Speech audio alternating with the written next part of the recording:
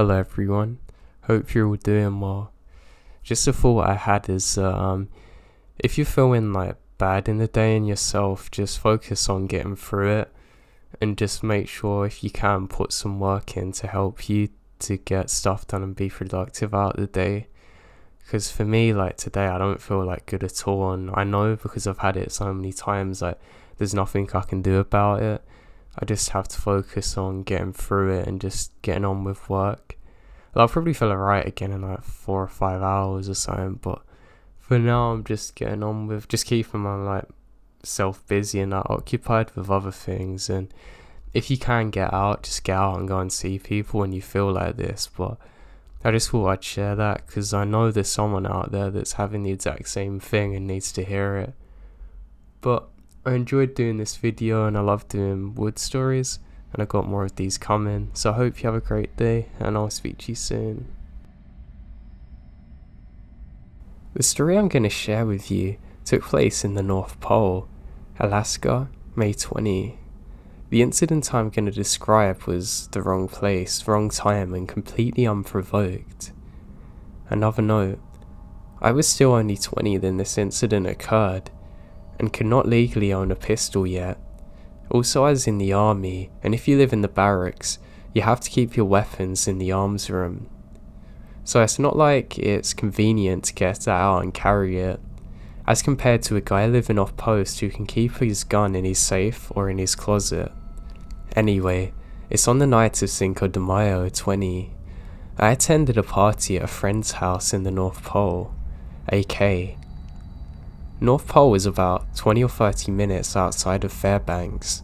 It is a somewhat rural area and community. Lots of houses at acre or 1 or 2 acre lot. Mostly dirt roads off of the main roads. I was designated driver that drove 4 of my friends, but 3 of the friends I brought decided that they're going to spend the rest of the night at that person's house instead of going back to the barracks. Only one friend that wasn't drinking a lot decided he wanted to go back to the barracks when I was ready to go. We ended up leaving at about 1:30 AM. As we're pulling out in the front gate, I got a call that there had been a fight at the party. They said that after the fight, everyone was going home instead of staying the night and continued drinking. They said to me, can you come back and pick them up? But said they had to go in a different friend's house that lived in the same area because everyone had to leave after the fight. Well, the GPS doesn't work that well once you get out of Fairbanks and onto the main roads. You could get in the general area, but not the exact location. When we went to the address that was given, it came up as being in the middle of the road, so we took a turn down a side road to turn around and try and get service so that we could make a call to figure out where the house was. By this time it's around 2:30 AM. As we turn down the road, there's an old red minivan with fog lights mounted on the top, just idling there with 2 guys that looked to be in their late 20s. I remembered thinking that it looked like something you'd see in a TV show or horror movie. Just a creepy looking van, especially at 3 AM in the morning. We had to pass them to turn around, and they looked at us in a way that really gave us a bad feeling.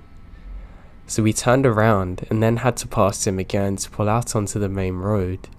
As we passed them, the driver was leaning in his head and had it out to the window partially, like he wanted us to stop and say something. Being it's almost 3 AM, we know it's best to keep driving. My friend wasn't able to get a hold of anyone, so he tried mapping it out again. The GPS was delayed due to poor signal and we missed our turn again. We saw a small clearing to pull over, so we decided to pull over to the side of the road to verify where we're going. About 10 seconds later, the red minivan with fog lights pulled up next to us on my side and rolls down the windows. I roll down my window and they initiate conversation saying have we seen a white pickup Dodge truck. We say we hadn't and they say, alright, thanks. We then asked if they knew where Meadow Rue was, the street we're looking for. They said it's on the first street on the left, if we headed back the way we come. We were suspicious, but when we looked at the GPS, it showed that this is on the road that we're on. We now start heading towards Meadow Rue, which is about half a mile away, and saw them pull out and start heading that way behind us.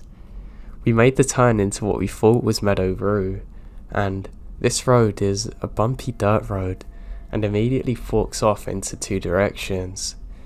One side goes straight up and the other goes up a hill. The other is to the side and left that drops down about 2 feet and flattens out. We turned left and dropped down the small incline.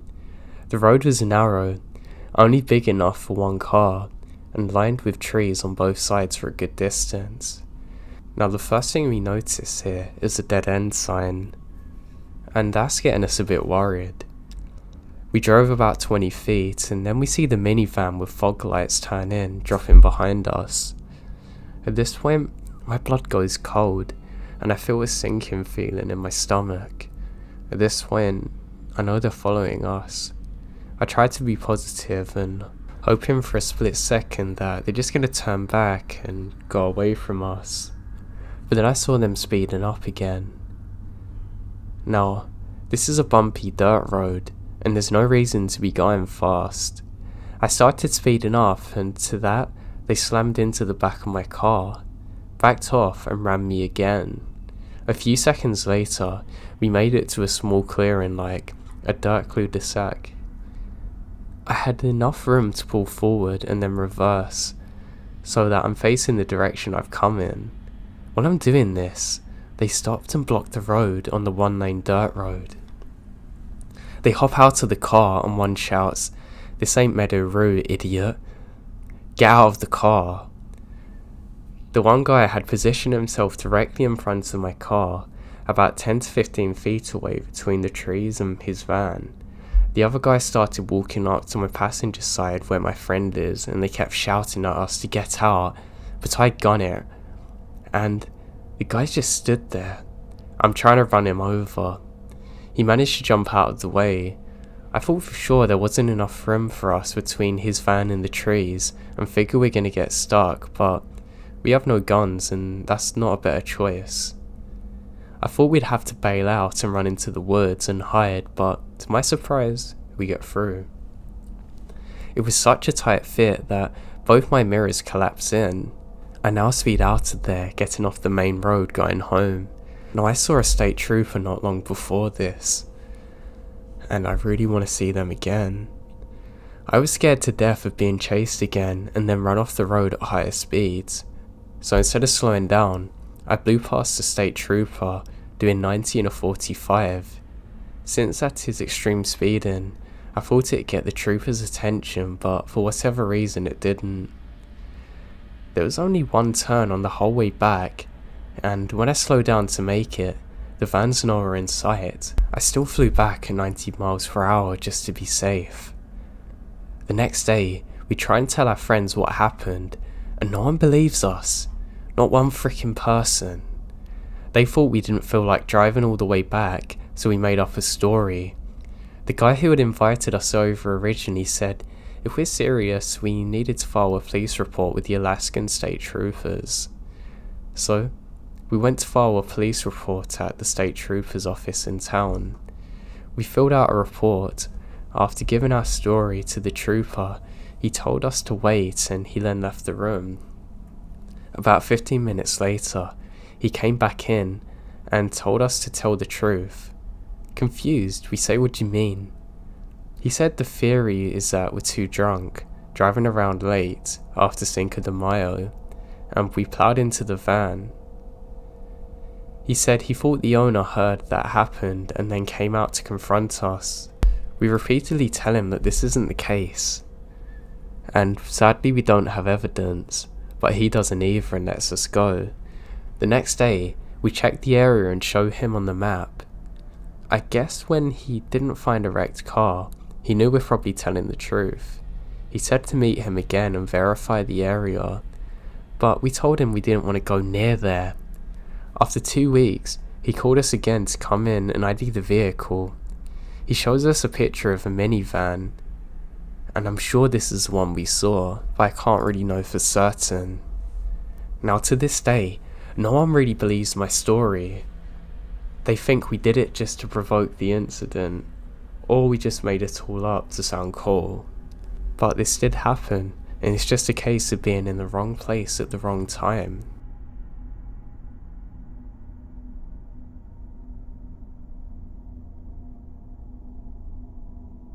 Let's start with a little backstory.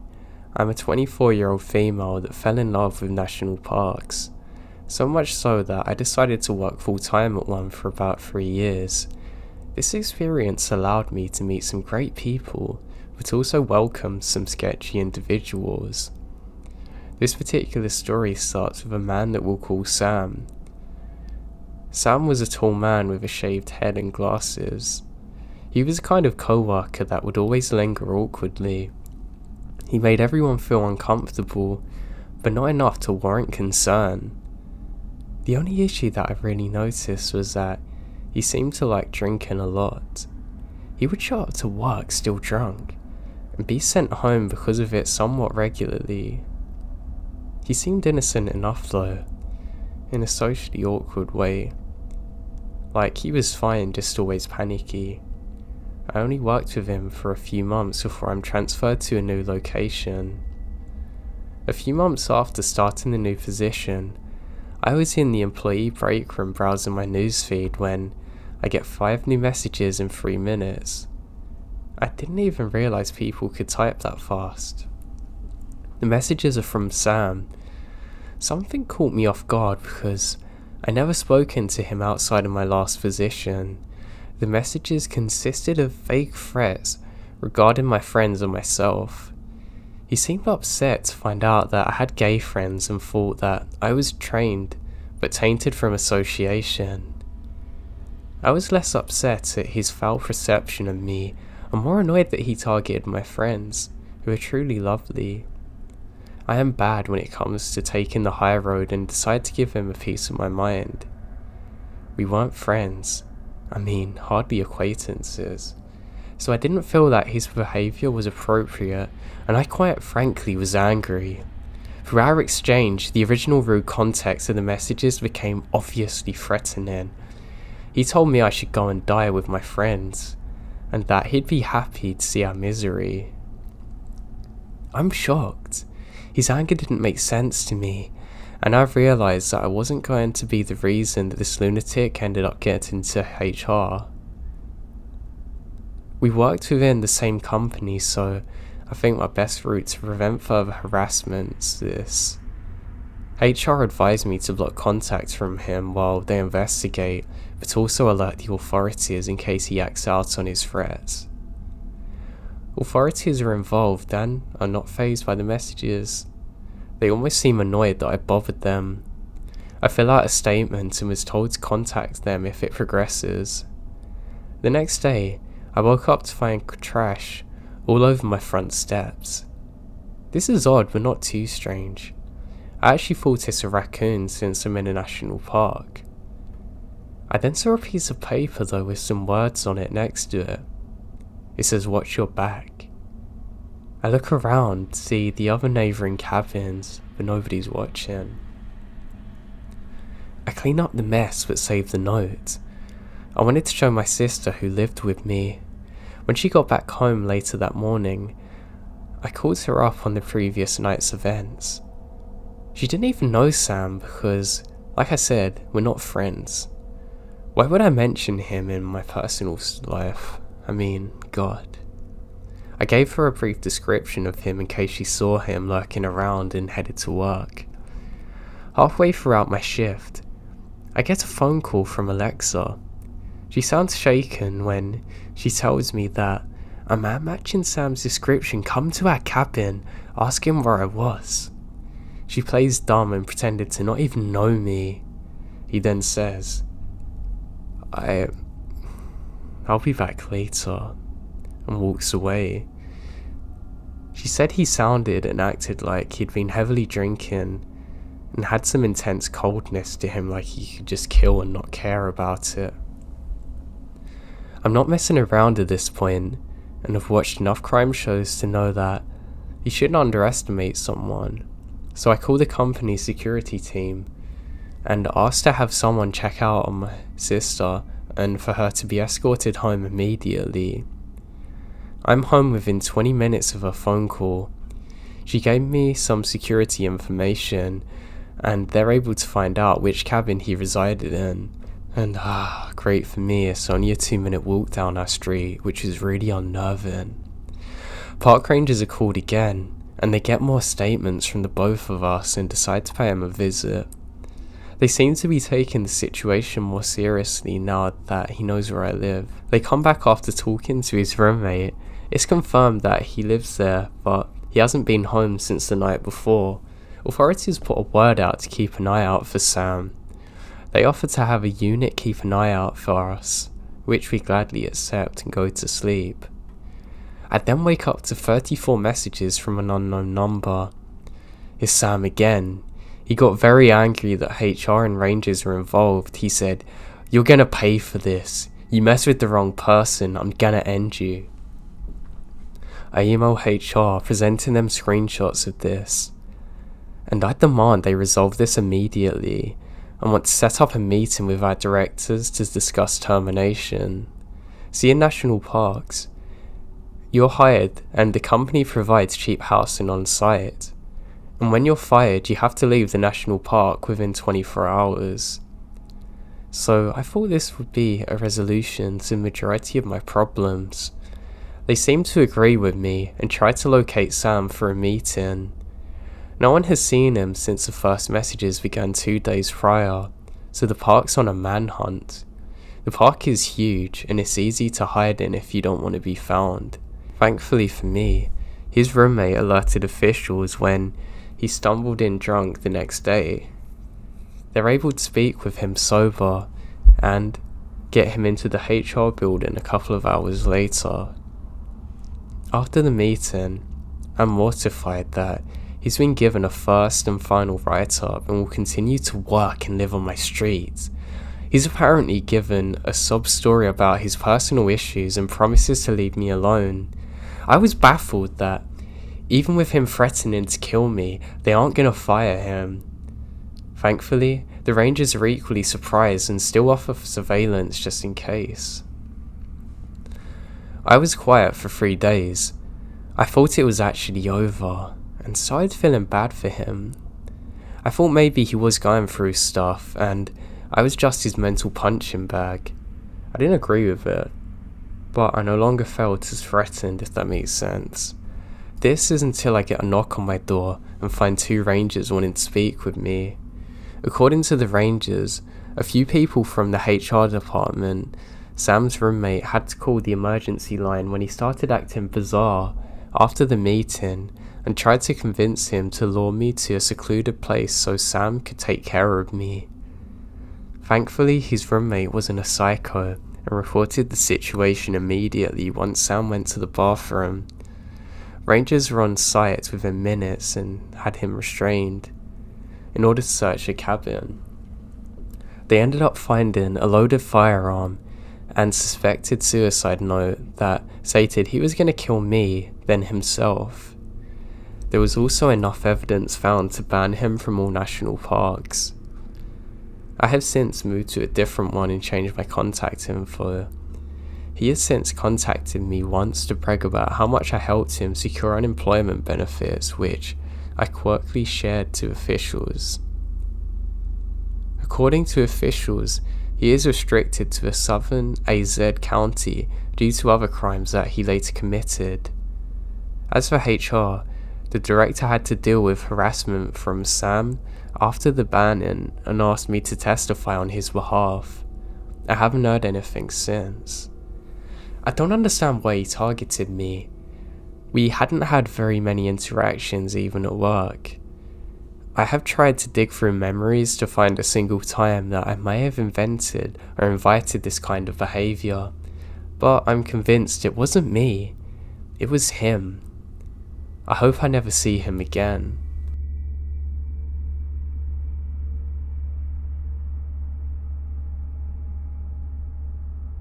A number of years ago, I was up in the northern end of BC, in the islands out by Port Hardy. I set up camp right by the beach close to the shore, did the normal catch of fish and cook it for dinner over my campfire. It's pretty perfect really. A few hours pass and it's getting dark. I climbed into the tent and fall asleep quickly. I get woken up by extremely heavy breathing on the beach from something big in the area of my fire, but the tide was in now, so the waves would have covered it. My first thought is that it's a bear, but on the islands where I was, bears aren't common at all, to the point that there hasn't been one documented ever. This is blasting through my mind. The thought of Bigfoot also runs through my mind. At this point, I'm like, yeah, there's no such thing as Bigfoot, so what the hell is it? I gain my courage and open my tent. I shine my flashlight around for a bit, but I don't see anything, so get out of my tent. I am shining my light around when I hear it again. This huge breath followed by a small splash. I focus my light on the beach when I see a massive orca rolling around, and it's near my fire. This behemoth of a marine mammal scared the life out of me, but it turned into being an amazing thing. It's a massive animal just playing in front of me. I noticed them just off the shore bobbing, probably half asleep. I still didn't sleep for the rest of the night.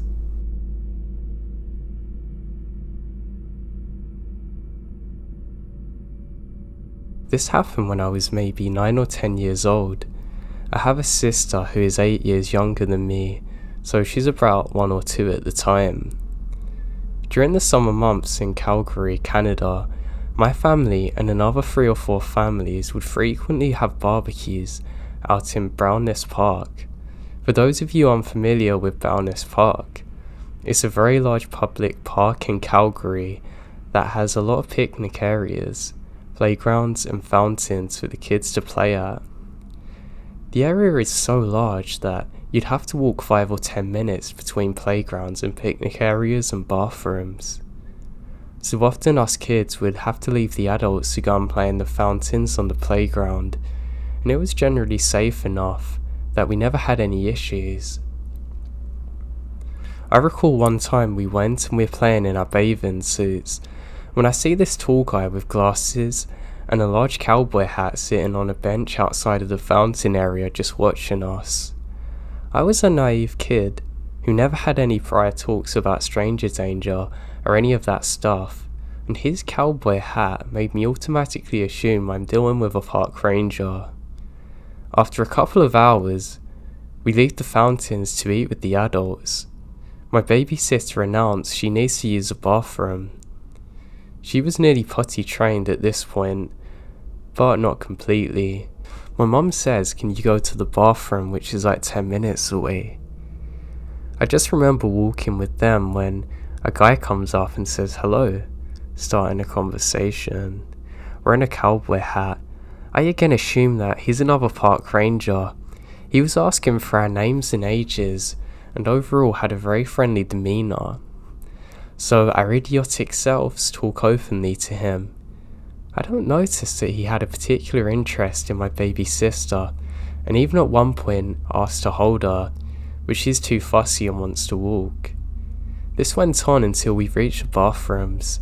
We part ways and we go inside the bathroom. Now, this is when even my naive self started feeling like something's wrong. My sister ended up having an accident on herself, asking my friend to stay with her in the bathroom while I ran to get more clothes from my mum. When I stepped out of the bathroom, I found that same strange guy standing a couple of feet away from the bathroom, clearly waiting for something. That's when my alarm bells started going off. I ran back to the kitchen area and told my mum that I think some guy's following us, and she came with me to the bathroom. When the guy saw me with my mother approaching about 100 meters away, he booked it, power walking in the opposite direction as fast as possible without attracting any attention from anyone. At the time, I completely forgot about what happened. It wasn't until a couple of years later that I suddenly realised that the strange man was waiting for us. And it's the same guy who approached us before pretending to be a park ranger. So I can only assume he's been waiting for hours and waited for us to leave the adults before approaching. Now this particular area doesn't even have park rangers. I have no idea what his true intentions were, but I'm so grateful I never had to find out.